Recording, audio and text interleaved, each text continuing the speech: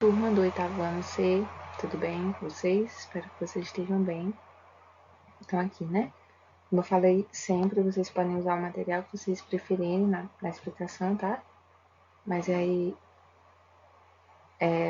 como eu falei, é necessário saber pesquisar direitinho qual aula vocês vão escolher, para não mudar totalmente da forma que a gente aborda em sala, para vocês não acabarem se confundindo, né? E ao invés de ajudar, acabar confundindo na cabeça de vocês. Então, eu vou gravar esse vídeo só para a gente ver bem direitinho, né, os conteúdos que a gente começou a estudar essa semana. Aí eu vou começar de uma abordagem um pouco diferente. Conjunto é uma reunião de elementos com as mesmas características, né? Por exemplo, eu tenho um conjunto de revista. Revista sempre daquele mesmo personagem. Revista somente de super-herói.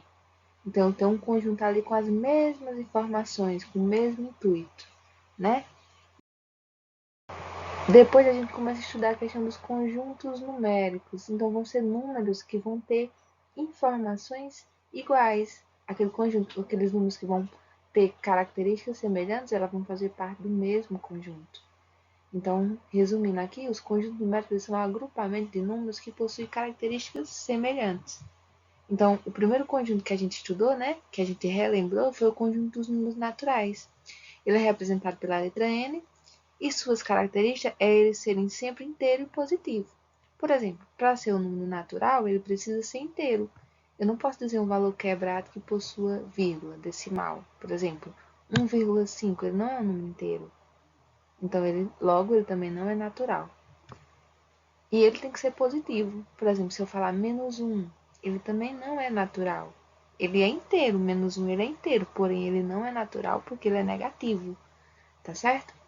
Então, número natural é aquele que serve para a nossa contagem, que foi justamente o que vocês anotaram aí na aula no quadro, né? Que a Emily já postou também. Então, aquele número que serve para a gente contar. A gente lembra que a gente nunca vai contar negativamente. Eu não vou contar menos 1, menos 2. Isso aí é uma subtração que eu estou fazendo, estou retirando. Na contagem normal, eu preciso usar apenas números naturais, que vai para o infinito. O conjunto dos inteiros, ele é representado pela letra Z. Ele já é um conjunto maior do que o natural. Como ele é um conjunto maior, todos os naturais eles também são inteiros. Lembra que a característica, né, do natural ele é ser inteiro e positivo. Então, o nome inteiro já fala que eu também tenho todos os números inteiros. Porém, eu também posso ter um número negativo inteiro. Então, o negativo já vai fazer parte do conjunto dos números inteiros também. Lembrando que aí é um conjunto maior, que aí eu passo a fazer até o nosso desenho aqui, né? Ó. O primeiro conjunto é o natural, colocar só a letra N, e aí eu já tenho um conjunto maior que tem novidades. Lembra que a novidade, ó, ele já fica fora do natural, tá vendo? Ó? Ele não fica dentro do conjunto natural. Tem a novidade e todos os naturais também estão dentro deles.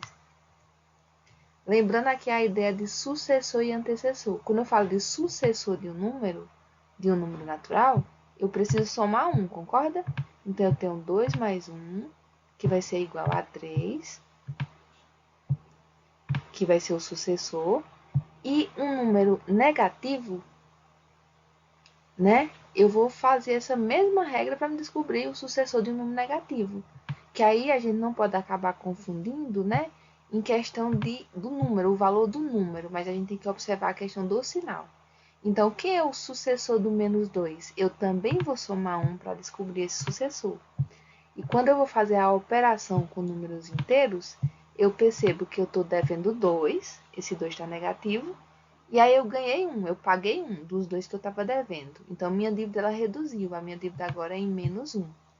E aí eu preciso entender que menos 1, ele é maior do que o menos 2.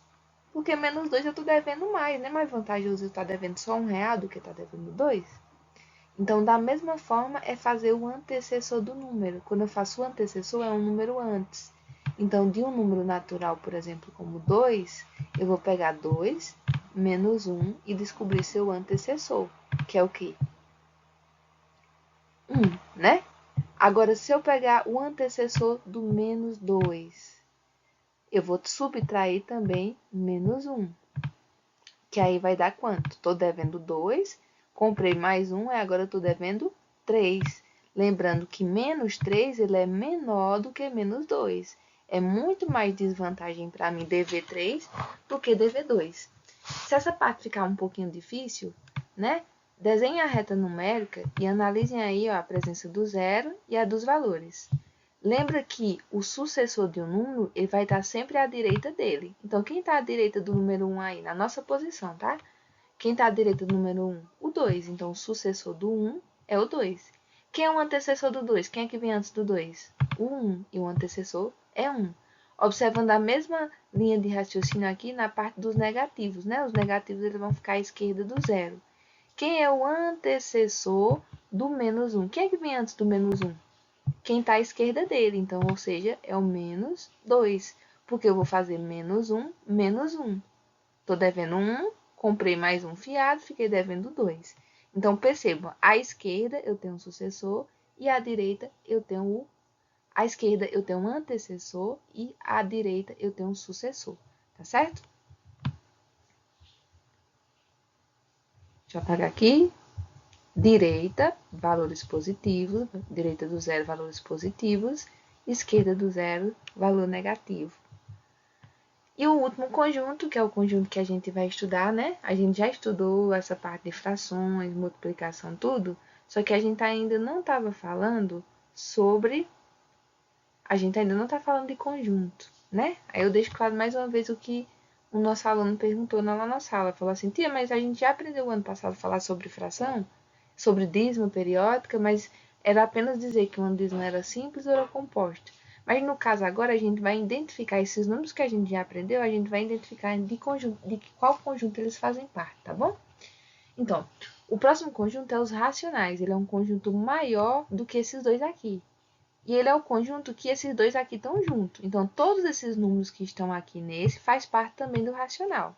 Porém, eles têm mais uma novidade.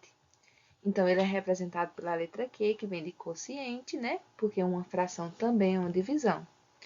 E suas características é que serem números que podem ser escritos na forma de fração. E aí eu já falei para vocês que qualquer número natural também pode ser escrito na forma de fração. Por exemplo, o número 2, eu não posso colocar 2 sobre 1? Posso? Posso. O número 2 eu também não posso colocar 4 sobre 2, porque 4 dividido por 2 é 2, então é também uma forma de representar o número 2. Então, todo número natural também é racional, porque também pode ser escrito na forma de fração. Todo número inteiro, o menos 4 eu também posso escrever na forma de fração? Número negativo? Posso, da mesma forma. Eu tenho menos 16 e vou dividir por 4. Eu estou devendo 16 reais, aí eu vou dividir entre 4 pessoas para pagar essa minha conta. Então, todo mundo vai ficar devendo quanto? Quanto é 16 dividido por 4? Entenderam que é a mesma ideia? Então, o número negativo também pode ser escrito na forma de fração. As frações que eu digo, né? Tanto o número natural pode ser escrito em fração, mas também o número decimal, que é o número quebrado. Aquele mesmo exemplo que eu sempre falo na sala de aula. 1/2. Eu tenho R$1 e vou dividir por 2. O resultado não vai dar 0,5, que é 50 centavos? Então, vai ser 0,5. Esse número decimal aqui, ó, ele também é um racional. Por que ele é racional? Lembrando, bem detalhado, que o racional ele também pode ser um número decimal, tá bom? Porque o decimal eu não poderia representar ele na forma de fração, então ele também é um número decimal. Então, para ser fração, eu posso ter dízimas periódicas. O que são dízimas periódicas? São números que, quando a gente vai fazer a divisão, vai dar um número quebrado lá e vai dar infinito. Porém, para ser uma dízima periódica, vai ter um período. O que é o período, tia? Período é o valorzinho que vai se repetir. Por exemplo, deu 1,6666. Então, esse 6 é o que vai se repetir. Então, ele é o período. Então, é uma dízima periódica. Então, esse vai fazer parte também dos racionais. Tá certo? Então, eu vou colocar mais uma atividadezinha aqui que vai ser extra. E aí, vocês podem me enviar pelo WhatsApp pelo decorrer da semana. Tá bom? Até mais e bom final de semana.